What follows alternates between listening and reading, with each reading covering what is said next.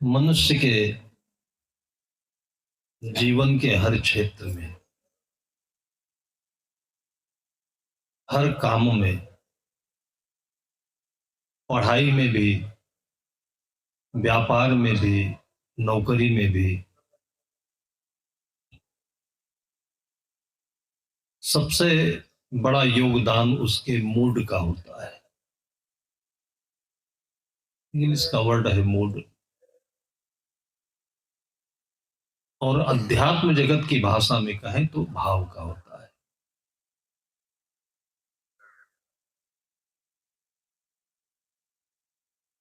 Mood बढ़िया है तो लगन अच्छी होती है, काम बढ़िया होता है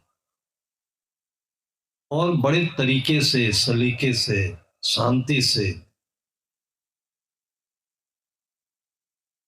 कितना भी समय काम में लगे लेकिन समय का पता नहीं चलता है, आनंद आता है। कठिन से कठिन काम में आनंद आता है। मूड बढ़िया होना चाहिए। और मूड का जो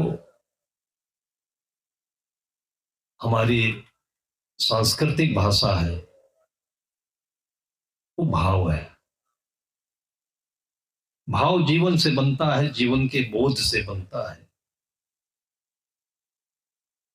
जीवन जो प्राप्त हुआ है, ये जैसा भी है, जहां भी है, किसी माने में कमतर नहीं है, कम नहीं है, छोटा नहीं है। जन्म हुआ गरीब के घर में, जन्मते ही शरीर विकलांग है, और भी वातावरण में, आसपास के परिस्थितियों में बहुत तरह की कमियां दिखाई पड़ सकती है। ये सब हमारे मन की धारणा है, मान्यता है, मानंदी है, जो मन को बिगाड़ती है, मूड खराब करती है। संत कहते हैं मूड को फ्रेश रखने के लिए रोज सवेरे उठ करके एक सुंदर प्रार्थना कर लिया करें। अपने भीतर से जो तारतम्य बनेगा वो शांति मिलेगी। जो आपको चारों तरफ, चारों दिशाओं में, हर क्षेत्र में, हर काम में सफलता के लिए गारंटी होगी। कोशिश है और बेताबी है, लालसा है, ये कर लूं, वो कर लूं, ये हो जाऊं, वो हो जाऊं, ये मिल जाए, यह मन को बिगाड़ने वाली वासनाएं हैं। वहीं से आनंद खो जाता है जहां से हमारे भीतर में किसी चीज को पाने की लालसा, लालच, पहुंचने के लिए बेताबी, ये पैदा होती है। मन के अंदर में मलिनता पैदा करती है, मन का मूड बिगाड़ती है। थोड़े समय का काम है, काम नहीं है, ये राम है और आराम है। आराम जीवन की सबसे महत्वपूर्ण पूंजी है, लेकिन ये बदनाम हो गया। हम आराम उनको कहते हैं जो अलाल होते हैं, निकम्मे होते हैं। उनके भीतर आराम नहीं होता है। जो निकम्मा व्यक्ति होता है उसके मन में खलबली होती है, उत्तेजना होती है, सपने होते हैं शेख चिल्ली जैसे। वो शरीर से कुछ नहीं कर पाता है लेकिन मन से दूसरों की देख देख करके उसी में जला भुना करता है, आकाश में उड़ता रहता है, ये हो जाऊं, वो हो जाऊं। और जिनको हम आकाश में देख रहे हैं, जिनका नाम समाज में बहुश्रुत है, वो चाहे धन के क्षेत्र में हो, चाहे राजनीति के क्षेत्र में हो, अध्यात्म के क्षेत्र में हो, इन्होंने कभी सपना देखा ही नहीं था कि हम ये होंगे। कभी नहीं देखा। और वहां होने की वजह से वो अच्छे हैं या मजबूत हैं, पैसे वाले हैं, ऐसी बात नहीं है। उनका दिल भी मजबूत होता है। वो जगह हो या ना हो, पद हो या ना हो, पैसा हो या ना हो, उनके भीतर के आनंद में, उनकी अपनी स्थिति में, अवस्था में कोई फर्क नहीं पड़ता है। और इसलिए उनकी स्थिति छिनती नहीं, विचलित नहीं होती है, उनका आनंद कोई ले नहीं सकता है। संत सदगुरु कहते हैं कि सद्गुण साथी जीव के जहां चोर मगमाज, आयु भर रक्षा करे जब तक अंत न समझ। ये भाव की जो पूंजी है, निर्मल चित्त की जो पूंजी है, और ये आत्मबोध से निःसृत होती है, होती सबके पास है। लेकिन जब हमें ये पता नहीं कि हमारे पास कोई धन है, तो हमें पता नहीं है, तो कोई ले जाए, कोई लूट ले। फिर चला जाता है, जब दूसरे के हाथों में वही धन दिखता है, तब हमें आश्चर्य होता है, तब लालच पैदा होता है। एक किसान था, नदी के किनारे उसकी खेती होती थी 10-20 एकड़ की। गांव दूर था, बरसात के दिनों में मकई होती है और मकई को रखाना पड़ता है, पक्षियां उसमें नुकसान पहुंचाती है। तो मचान बना करके वहीं अपनी बैलगाड़ी से जाकर के डेरा डाल दिया। दिन में एक बार उसकी धर्म पत्नी भोजन पहुंचा दिया करती थी, और फिर नदी का पानी पीता था, नहाता था, और गाए बजाए आनंद से खेती का लाभ भी ले। खेती का लाभ केवल घर में पैसा आना, धान आना, ये नहीं है। खेत में जाकर अपने मेड़ पर खड़े हुए, हरियाली दिखती है, आनंद ही आनंद है। ये लाभ तो दूसरे लूटते हैं, साधु संत फकीर ये सब लूटते हैं, या कोई जानकार होता है। हमारा मूड तो वहीं से खराब हो गया, खेत को हमने धन मान लिया। खेत नहीं है, क्षेत्र है, कर्म क्षेत्र, कुरुक्षेत्र, धर्म क्षेत्र। एक भूमिका है आपके जीवन को हरा भरा बनाने की। वो चाहे मकई का खेत हो, चाहे टमाटर का खेत हो, चाहे गेहूं का हो, चना का हो, बगीचा हो, आपके जीवन को हरा भरा करने की ये भूमिका है। पैसा तो बाई प्रोडक्ट है, ये मिल जाता है। लेकिन इन सब चीजों के महत्व को भुला करके हमारा जो दिमाग है, हमारे दिमाग में है पैसे की कील ठुक गई, हमेशा चुभती रहती है, बस पैसा पैसा पैसा। इस अंधी मान्यता को कभी हमने खोला नहीं, कभी परखा नहीं, इसमें कितनी सत्यता है। एक क्षण के लिए विचार करिए कि आपको सुंदर घर मिले, कपड़ा मिले, पति पत्नी है, बच्चे हैं, पद मिले, जो आप चाहे सब मिले, केवल पैसा भर ना मिले, क्या कोई परेशानी है? कभी विचार नहीं किया कि रुपया ना मिले, सोना चांदी ना मिले, और सब कुछ मिले, आपको भूख पर भोजन मिले, आवश्यकताओं के अनुसार सब चीज मिले, पैसा भर ना मिले, क्या दिक्कत है? हाँ दिक्कत है। दिक्कत क्या है कि बिगड़ने की दिक्कत है।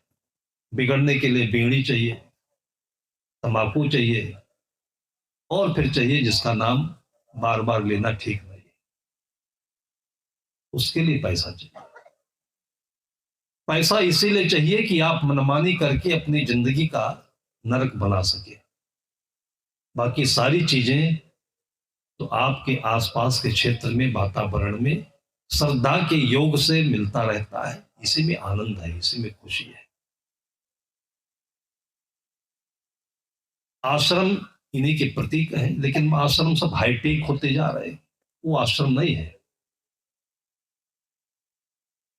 अहमदाबाद जैसे मेगा सिटी में भी अभी नगर पालिका की तरफ से जो मापदंड रखे गए हैं घर बनाने के, चारों तरफ जगह होनी चाहिए, हरियाली होनी चाहिए, थोड़ा घर होना चाहिए, तभी नक्शा पास होता है, नहीं नहीं पास होता है।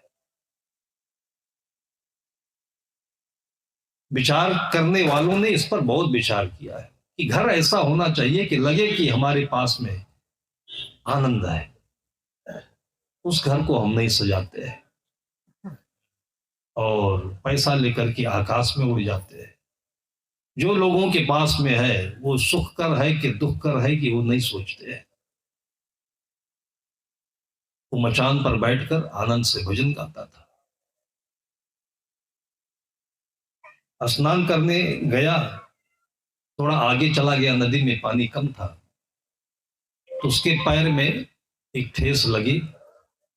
उसको लगा कि यहां पर कुछ है, हाथ डाल दिया तो उसको एक घड़ा मिला। घड़े में छोटे छोटे टुकड़े थे।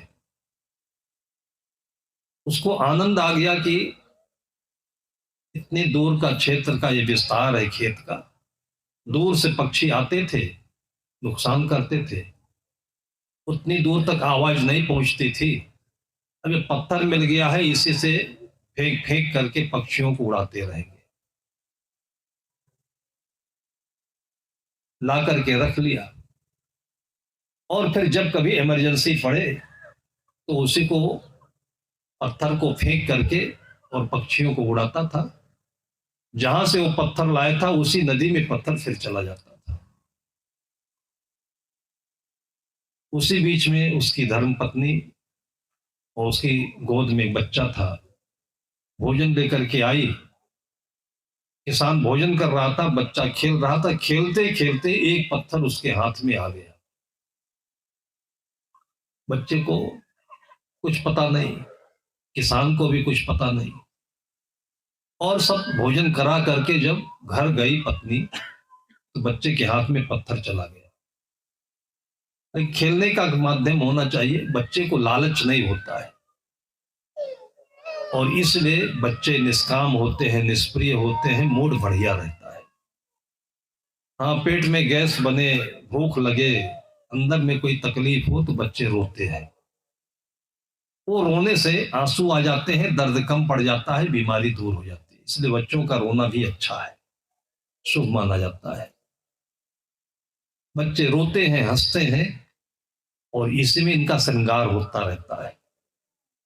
मैंने देखा है कि माएँ अपने बच्चों को अपने पैर के ऊपर गोदी में लिटा करके और तेल बुकवा लगा करके, बच्चा रोता रहता है, रोता रहता है, लेकिन माएँ हंस हंस करके और बच्चे के शरीर को बिल्कुल गोल्ड बना देती है, एकदम हिरन, इतना चमकदार। और उसके बाद जब स्नान करके छोड़ती है तो बच्चा एकदम चमकता है, हंसता है, खेलता है। पहले होता था, नाइसिल पाउडर आ गया, जॉनसन एंड जॉनसन का पाउडर आ गया, मुख में राम राम, भीतर से कसाई का काम। इतने बरसों से पाउडर लगाते रहे बहने माताएं, कोई देखने वाला, सुनने वाला, समझने वाला, बताने वाला नहीं था। अब किसी ने समाज के लिए कृपा की, बताया कि इससे बच्चों को कैंसर भी कभी हो सकता है। जॉनसन एंड जॉनसन के दो प्रोडक्ट्स, एक पाउडर के रूप में, दूसरा पीने वाले दूध के पाउडर के रूप में, दोनों खतरनाक। छाती में दूध नहीं आता है, दिल तो है। आप अपनी गोदी में बैठा करके बच्चे का दिल स्पर्श कर लीजिए, दूध से भर जाएगा वो। इस दूध में भी बहुत बड़ी भावना होती है, दिल की जगह पर ये छाती है। पशु और मनुष्य के छाती में यही तो अंतर है। पशुओं का जो स्तन होता है पीछे होता है और मनुष्य के जीवन में माओ का स्तन जो होता है हृदय के पास होता है। इसलिए केवल दूध नहीं चाहिए बच्चे को, दिल की धड़कन भी चाहिए। कभी भी बेटे को माँ भेजती है, विदा करती है कि बॉर्डर पर जा रहा है, आर्मी में जा रहा है, नौकरी में जा रहा है, अंक मान करके अपने हृदय को देकर, बेटा ऐसे ही माएँ मिलेंगी, बहनें मिलेंगी, ऐसे तेरे दादा, बाबा, परपाजा मिलेंगे। और ये धड़कन याद रखना, किसी की धड़कन बढ़ाना नहीं, ये माँ का आशीर्वाद है और यही जीवन का आनंद है। जब आप शाम को अपने घर में आते हो तो आनंद की लहर है, बच्चे हंस रहे हैं, पत्नी सुखी है। लेकिन ये पहचान, ये बोध ना होने की वजह से ही हाल खराब है। और वो सब केवल मनमानी करके जिंदगी को बिगाड़ने के लिए है, अच्छा बनाने के लिए नहीं है। वो पत्थर खेलते खेलते उस बच्चे को कितने दिन हो गए, एक दिन भोजन बना रही थी वो माँ, अचानक उसका ध्यान गया कि रसोई में नमक खत्म हो गया है। पैसा भी नहीं था, अभी मकई घर में आई नहीं। तो सेठ के पास जाकर के बोली कि मेरे पास में एक पत्थर है। तो पहले तराजू में बटखरा लगता था, बाट बनाया जाता था, ये किलो किलो नहीं होता था। जो मान लिया वही बाट है, बांटना ही तो है, बाट बना लिया पत्थर का, ईंटे का, टुकड़े का। तो उसने कहा इसका आप बांट बना लीजिए, आपके काम में आ सकता है, मेरे काम की चीज नहीं है ये, और मुझे नमक चाहिए, फिर बाद में मैं पैसा दे दूंगी आपको। सेठ ने भी कहा कि ये पत्थर हम क्या करेंगे, हमारे पास बहुत पत्थर है और नमक तुमको चाहिए। तब तक उस सेठ का समधी आया हुआ था, संबंधी। उसकी निगाह पड़ी दोनों की बातचीत के दौरान और पत्थर एकदम चमक रहा था, खूबसूरत लग रहा था। खेलते खेलते मिट्टी का परत निकल गया और वो पत्थर एकदम चिकना था। वो पत्थर नहीं था, वो हीरा था। जब उसने पहचाना तो उसने कहा ये पत्थर मुझे दे दीजिए। अपने संबंधी से कहा कि इसको जितना जो चाहिए, नमक ही नहीं, जो चाहिए सब दे दीजिए, उसका पेमेंट मैं करूंगा। और कहा कुछ नहीं, और ले जा करके उसका मोल तोल किया। और उसके बाद जो उस समय की कीमत लगी लाखों में, अपना कमीशन लेकर के बाकी पैसा लौट करके आया तो बताया उस पत्नी को एकदम से धड़कन बढ़ गई, इतना पैसा हम क्या करेंगे। जिसका मन निर्मल है, जिसका चित्त निर्मल है, उसके अंदर में सबसे पहले होता है कि पैसा क्या करेंगे। और हम पहले से अपने अंदर में पैसे की जगह बनाए रखते हैं। हमारे मन में उसके मन में कितना अंतर है। हमेशा रीता खाली, हमेशा अंदर में। एक छोटा सा बच्चा हमारे पास माँ के साथ आया था। हम कैसे थे और कैसे हो गए, आपके सामने हम दोनों को रख करके तुलना कर रहे हैं। आप कैसे थे, कैसे आज हैं। वो बच्चा 4 साल का रहा होगा, खुश था, खुश मिजाज था, तो हमारी तरफ उन्मुख हुआ। मैंने कहा पढ़ने जाते हो? कहा जाता हूं। मैंने कहा पढ़कर क्या बनोगे? बच्चों की आवाज को सुनना चाहिए, ये डरते नहीं है, इसलिए इनके अंदर से, इनको लालच नहीं, लोभ नहीं, निर्मलता है। इनके अंदर से जो निकलता है वो सोना है, वो हीरा है। अभी अभी कल हम ठाकुर राम जी के घर पर गए थे, बहुत सारे बच्चे बैठ गए। आप लोग तो आमंत्रित हैं तो बैठे हैं। हमें इतना अच्छा लगा कि बिना बुलाए इतने बच्चे कहां से आ गए। वो बड़े आराम से सब बैठे हैं, खुश हैं। और कहीं कहीं तो ऐसा होता है कि साधु आया माने बालू आया, बाघ आया, रफू चक्कर हो जाते हैं। सारे बैठे एकदम स्तब्ध शांति से, बच्चों की बात करने की मेरे मन में सूझी। मैंने कहा कि गणित पढ़ते हो सब कोई? बताओ गणित की सबसे बड़ी संख्या क्या है? बहुत सारे बच्चे हाथ उठाए। एक ने चिल्लाकर बोल दिया 0। मैंने कहा किसने कहा 0? एकदम से डर गया और चुपके से उठ के भाग गया। वो सत्य का बोध ना होने से ये होता है, उसको पता ही नहीं कि मैं सत्य हूं। और ये बड़े बड़े लोग भी नहीं बता पाओगे, आप लोगों को भी नहीं पता होगा कि सबसे बड़ी संख्या 0 है। एकदम से बता दिया, छोटा बच्चा है। आप लोग बच्चों को बेवकूफ समझते हो, हर बार डांटते रहते हो, गाली देते रहते हो, फोकस करते रहते हो। इनके अंदर में जो रत्न छिपा हुआ है, कोई पारखी ही इसके अंदर हाथ डालकर निकाल सकता हो। भाग गया डर के मारे। कितने लोगों के बीच में, क्योंकि हमारी भाषा ऐसे थी, क्या कहा क्या कहा, वो सोचा गलत कह दिया होगा, मेरा मन नहीं माना। थोड़ी देर के बाद मैंने कहा उसको ढूंढ के ले आओ, ये आइंस्टीन है यहाँ का न्यूटन है ये, इसको ढूंढ कर लाओ। तो नॉर्मल हुआ तो फिर आ गया वो। सत्य आपके साथ में होते हुए भी उसका बोध नहीं है, और इसलिए हम फकीर हैं। फकीर जो होता है वो बाहर छोड़कर अपने को पकड़ा होता है, और आप इसलिए फकीर हो कि अंदर को छोड़कर बाहर को पकड़े हो। फकीर दोनों है, एक रोता है एक हंसता है।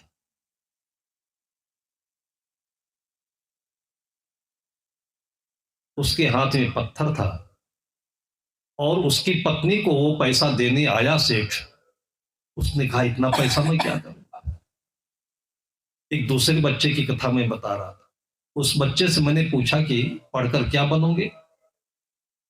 ऐसा उत्तर भी बड़ा यूनिक होगा, बड़ा मुश्किल से आएगा किसी के अंदर, बनावटी होगा। डॉक्टर बनूंगा, नर्स बनूंगा, इंजीनियर बनूंगा। वो अपनी माँ की आंख में आंख मिलाते हुए बोला, क्या बनूंगा मैं नहीं जानता, ये मम्मी जानती है मैं क्या बनूंगा। उसको कोई एम्बिशन नहीं है, कोई उसके अंदर में महत्वाकांक्षा नहीं है। बस माँ की छाया पड़ेगी और वही वो मूर्ति बन जाएगा। मूर्तिकारों की प्रतिस्पर्धा थी। राजा ने अपने पूरे राज्य के मूर्तिकारों को बुला दिया था। सब कोई हमारे सामने अपनी रचना बना करके दिखाओ। कोई कैनवास पर दिखाता था, कोई पत्थर पर दिखाता था। तो जैसे मकान बनता है तो लोग उसको ढक देते हैं, बाहर से दिखे नहीं, किस कारण से पता नहीं, किसी को अड़चन ना पड़े, डिस्टर्ब ना हो। उसी प्रकार से उसने पूरे हाल में अपनी जगह को घेर रखी थी। तो लोग मिट्टी से बना रहे थे, कागज पर बना रहे थे, कैनवास पर बना रहे थे, और वो अंदर क्या कर रहा था उसको पता ही नहीं। और जब राजा निरीक्षण करने आया अंतिम समय में, उससे पूछा तुम भी कुछ बनाया हो। उसने कहा मैंने केवल साधना की है, कुछ नहीं बनाया। तो कहा क्या है। कहा देखने की चीज है। और सबका पर्दा हटा, उसका भी पर्दा जैसे हटा, तो लोगों की एक एक मूर्तियां थी, लोगों के एक एक आइटम थे, लेकिन सारी की छाया उसके उस दीवार में उतर गई, जिस दीवार को उसने इतने दिनों में रगड़ रगड़ करके केवल चमका दिया था। सबकी एक एक थी, और उसके अंदर में सबकी छाया उतर गई, और सबसे यूनिक आर्टिस्ट निकला हो, सबसे अनोखा, किया कुछ नहीं। माँ केवल अपना बरदहस्त दे करके, गुरु केवल अपना हाथ रख करके अपनी छाया उतार देते हैं, और वो दुनिया का यूनिक होता है, अनोखा होता है। ये परंपरा से थोड़ा सा अलग भी सोचिए, और वो अलग की चीज आपके साथ पहले से है, इसलिए इसको प्रभु कहते हैं, प्रधन भू। जो पहले से ही आपके भीतर विराजमान है, वो प्रभु है, वो परमात्मा है। ये आपके भीतर में है, बच्चों के भीतर में है। उसने कहा मैं क्या बनूंगा मेरी मम्मी जानती है। बहुत अच्छा लगा उसका उत्तर। मैंने कहा अच्छा ये बताओ कि मान लो तुमको 1 करोड़ रुपए लॉटरी खुल जाए, तो क्या करोगे। आप लोग अपने मन में सोच लीजिए कि आपको ये लॉटरी मिल जाए तो क्या करोगे। अभी डायरी निकाल करके तुरंत एस्टिमेट बनाएंगे, आप पूरी प्लानिंग बना लेंगे, और हमको पकड़ा देंगे ये करूंगा मैं। कम बुद्धि का होगा तो थोड़ा बनाएगा, ज्यादा बुद्धि का होगा तो बड़ी प्लानिंग कर लेगा।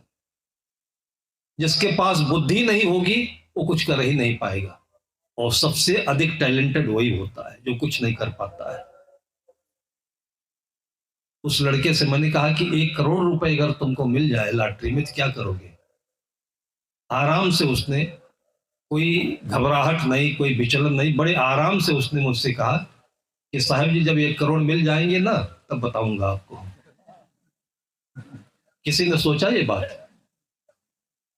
मतलब बड़े आराम से उसने कहा कि फालतू के दिमाग में अभी काहे को फितूर रचे हो, न पैसा मिला है न वो समय है, पूछना ही है तो मैं बता देता हूँ, जब पैसा मिलेगा तब बताऊंगा। हम लोग शेख चिल्ली के सपने अनायास ही दूसरों का देख देख करके अभी से रटते रहते हैं। अपने भीतर के उस धन को, धरोहर को देखें, इसके बाद जो बाहर का मिलेगा वो सुंदर होगा, वो अनोखा आइटम होगा, क्योंकि उसमें आपका दिल उतरा होगा। प्रत्येक कृति में, पढ़ाई से लेकर के आपके प्रत्येक क्षेत्र में बिजनेस करते हो, सर्विस करते हो, आपके आत्मा की तस्वीर उतरनी चाहिए। और वो चीज फिर कोई नाक रगड़ करके भी कुछ कमाया हो, बनाया हो, उसके सामने बिल्कुल तुच्छ होगी वो चीज, और वही चीज अनोखी मानी जाती है। उसके लिए कुछ करना नहीं है, भाव सुंदर बनाना है, भाव में ही आत्मा की तस्वीर झलकती है। उस बहन ने कहा कितना पैसा मैं क्या करूं? सेठ ने फिर दया करके, कृपा करके उसकी झोपड़ी को महल में बना दिया, मंजिल बना दिया। अभी तक जब सब कुछ नॉर्मल होता था, बढ़िया होता था, अब थोड़ा सा उस बढ़ियापन में क्या धब्बे लगना शुरू हो गए। झोपड़ी थी बढ़िया से, उसी में रहती थी, भोजन बनाती थी, खिलाती थी, अब दिमाग के लिए तनाव पैदा हो गया। फिर मकई की खेती तैयार हो गई, फिर बैलगाड़ा लेकर के अपने घर को आया, तो जहां झोपड़ी थी वहां खड़े होकर अपने घर की पहचान करता है तो घर मिलता नहीं है। और ऊपर अट्टालिका से पत्नी देख रही कि मेरा पति आया हुआ है और घबराया हुआ है। उसने सोचा कि मेरे घर का अधिग्रहण करके, अतिक्रमण करके कोई कब्जा कर लिया हुआ है। पत्नी ने कहा घबराइए नहीं, आप ही का घर आइए। पर नीचे भी आ गई, फिर उसको पकड़ के ले गई ऊपर। वो चकमका रहा था कि आखिर ये सब क्या है, तुमने क्या कर दिया सब ये। उसने कहा कि हमारी धरोहर सब छिन गई, ये क्या बना दिया तुमने। तब धीरे धीरे आज की भाषा बोलना शुरू की पत्नी ने, रुपए पैसे वाली भाषा, पन्ना पोखराज वाली भाषा, हीरा मोती वाली भाषा।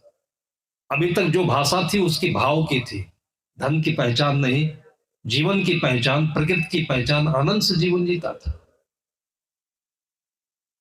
तब जब उसने इतिहास बताया, घटना बताई कि आपके यहां से एक पत्थर लाया था, ये बच्चा खेलते खेलते, उस पत्थर में इतनी कीमत थी कि अभी बहुत कुछ रखा हुआ है, 7 पीढ़ी तक जितना नहीं कमा पाएगी आपकी, वो पत्थर से निकला है। अब एकदम से बेबल होकर के वो गिर गया, बेहोश हो गया, हार्ट अटैक पड़ गया उसको। खैर उस जमाने की बात थी, श्रमशील होते थे तो हार्ट अटैक ने कुछ बिगाड़ा नहीं। उसने पानी वानी के छींटे दी, फिर होश में आया। तब पत्नी ने कहा कि क्या हो गया आपको। उसने कहा कि एक पत्थर से जब ये सब हो गया है, तो इतने इतने कितने पत्थर मैंने ऐसे ही नदी में फेंक दिए। उसने कहा कि आप अपने भीतर को भी नहीं पहचाने, बाहर को भी नहीं पहचाने, और पहचाने नहीं इसलिए आपसे गलती हुई, अब भी नहीं पहचान रहे हो कि मैं आपके साथ में हूं, आप मेरे साथ में हैं। इससे बड़ी दौलत और क्या हो सकती है। ये रहने की जगह पहले भी थी, रहने की जगह आज भी है, लेकिन एक पत्थर इतनी कीमती हो सकता है, इसको जानने के लिए आपको मैंने बताया है, बेहोश होने के लिए नहीं बताया मैंने। कभी रहीम कहते हैं, या खाए बौरा जग या पाए बौरा है, कनक कनक ते 100 गुनी मादकता अधिका है। एक कनक को सोना कहते हैं और एक कनक को धतूरा कहते हैं। कैसे सूक्ष्म दृष्टि है कवि की, कहां तक पहुंच रहा है।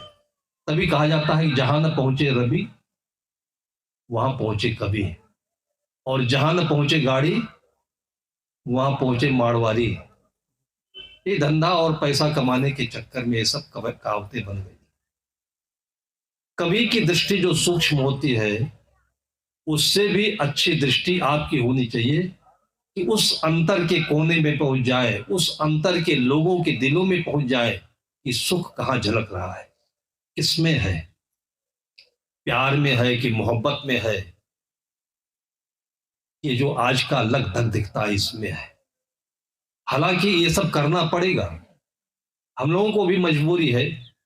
स्कॉर्पियो पर बैठते हैं, फॉर्च्यूनर पर बैठते हैं, ना बैठे तो क्या करें, पैदल चलेंगे, कचर देगा आकर के हॉस्पिटल में बैठेंगे फिर, क्योंकि आजकल पैदल चलने की भी तो जगह नहीं रह गई।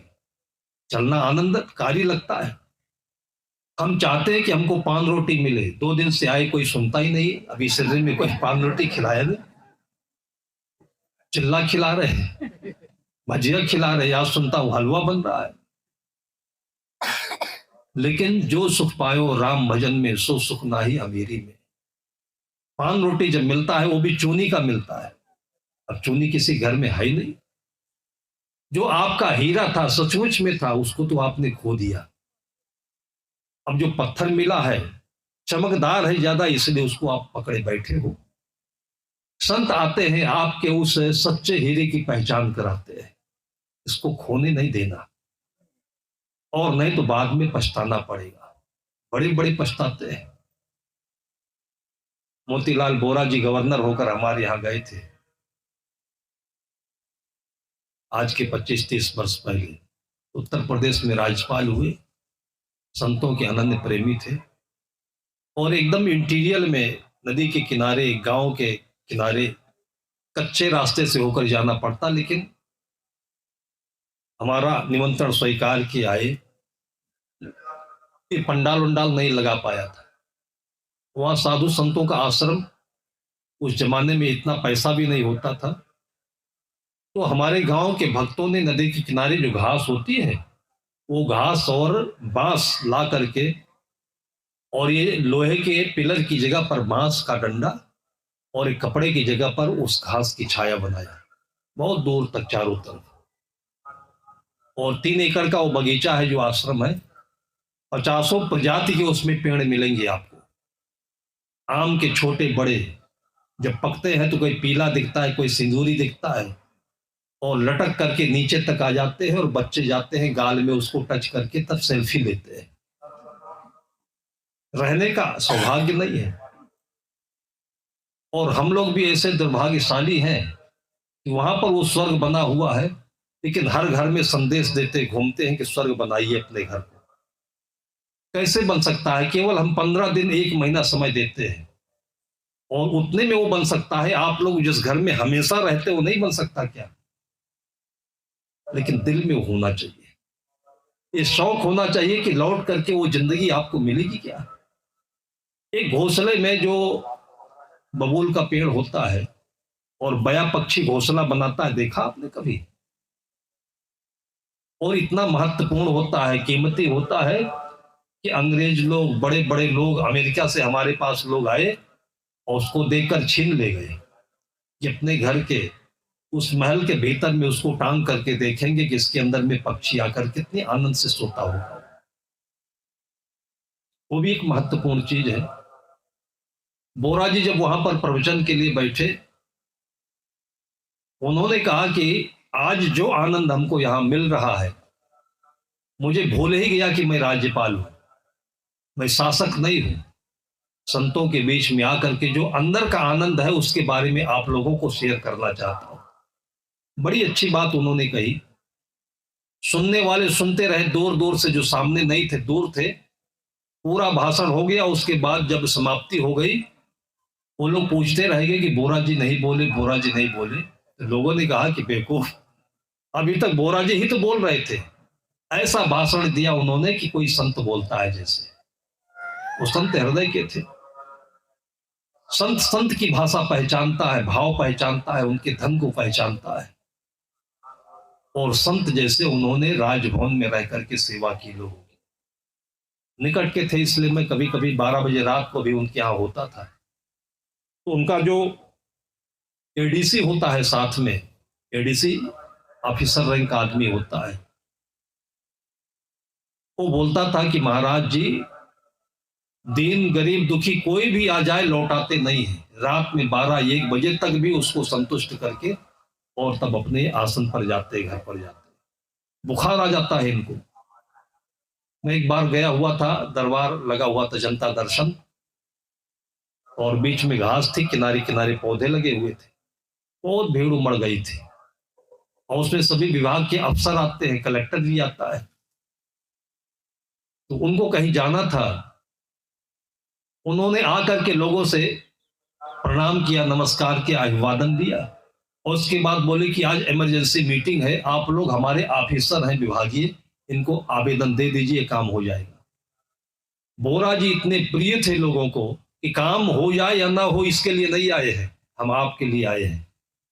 और मोतीलाल बोरा जिंदाबाद बोल करके कहे ये चोर हैं बैठे हुए हैं सब, ये इनको हम नहीं देते अपना आवेदन।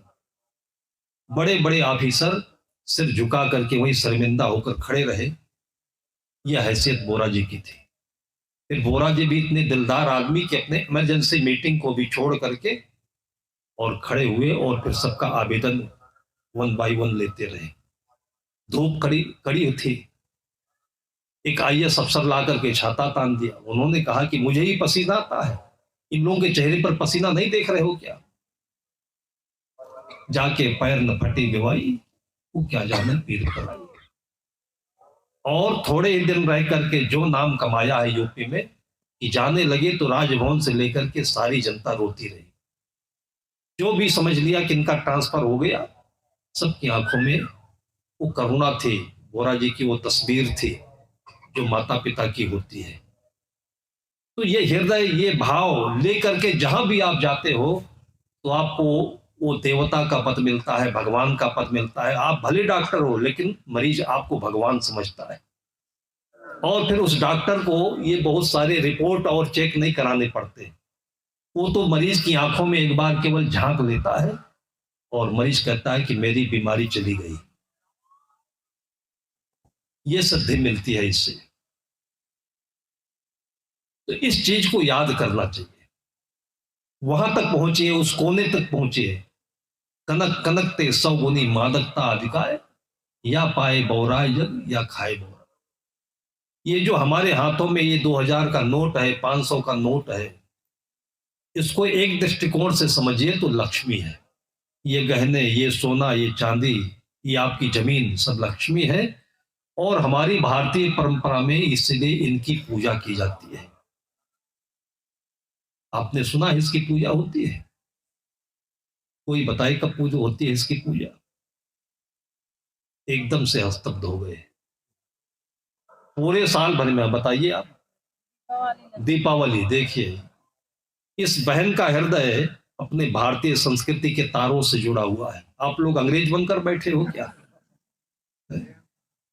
ये याद होना चाहिए हमारे बच्चों के हृदय में, यही आपका स्थानांतरित होगा। इसकी पूजा करते हैं कि इसका कभी भी नाजायज उपयोग ना हो, ये हमारे घर की बरकत में आए, हमारे जीवन को हमारे लक्ष्य की ओर ले जाए, इसलिए इसका नाम लक्ष्मी कहा गया।